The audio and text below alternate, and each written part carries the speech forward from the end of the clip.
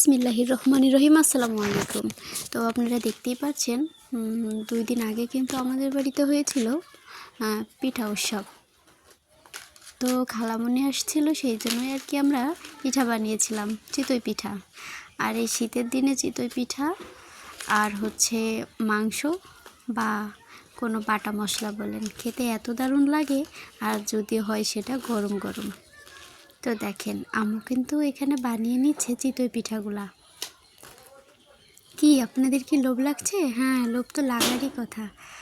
তারপরে আবার খালামণি খাচ্ছিল দেশি মুরগির ঝোলটা দিয়ে এটা খাচ্ছিল। আর পাশেই কিন্তু ছিল আমার বাবু। তো যাই হোক, আপনারা যারা যারা খেতে চান তারা চলে আসতে পারেন আমাদের বাড়িতে।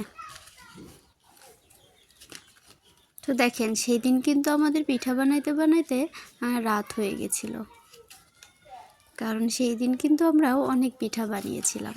চিতই পিঠা থেকে শুরু করে মোটামুটি সব পিঠাগুলাই, মানে শীতের পিঠাগুলাই বানানো হয়েছিল আমাদের।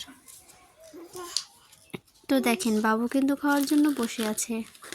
মাশাল্লাহ, একটা পিঠা কিন্তু সে খেয়েছে, তাও আবার ছোট পিঠা। যাই হোক, সে যেমন তেমন পিঠাই খেয়েছে। সবাই আলহামদুলিল্লাহ বলবেন। তো দেখেন আমার কাছে খুবই ভালো লাগে যখন আমার বাবু কিছু একটা খাক, যতটুকু খাক না কেন, আমার কাছে খুবই ভালো লাগে। প্রত্যেক মায়েরই মনে হয় এমনটাই লাগে। তো দেখেন এখানে তেমন কোনো লাইট না থাকার কারণে এইটুকুর ভিডিও মানে ক্লিয়ার হয় নাই। আর রাতে কিন্তু বানিয়েছিল আমার চাচি আম্মা পিঠাগুলা, আর বিকালে বানিয়েছিল আম্মু।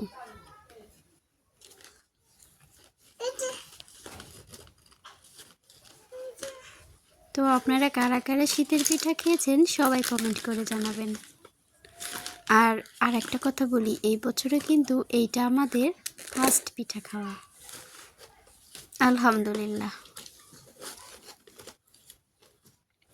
তবে আমার অন্য একটা প্ল্যান আছে যে আমি একদিন চিতই পিঠার সাথে ধনিয়া পাতা বেটে তারপর খাবো। এটা নাকি অনেক মজা লাগে। তো আপনাদের সাথে কিন্তু আমি শেয়ার করব। আর আপনারা কে কে পছন্দ করেন ধনিয়া পাতার সাথে চিতই পিঠা, সেটাও কমেন্ট করে জানাবেন। পিঠাগুলো যেহেতু গরম ছিল, সেই জন্য আর কি আমি বাবুকে এভাবে ছিঁড়ে ছিঁড়ে ফু দিয়ে দিচ্ছিলাম।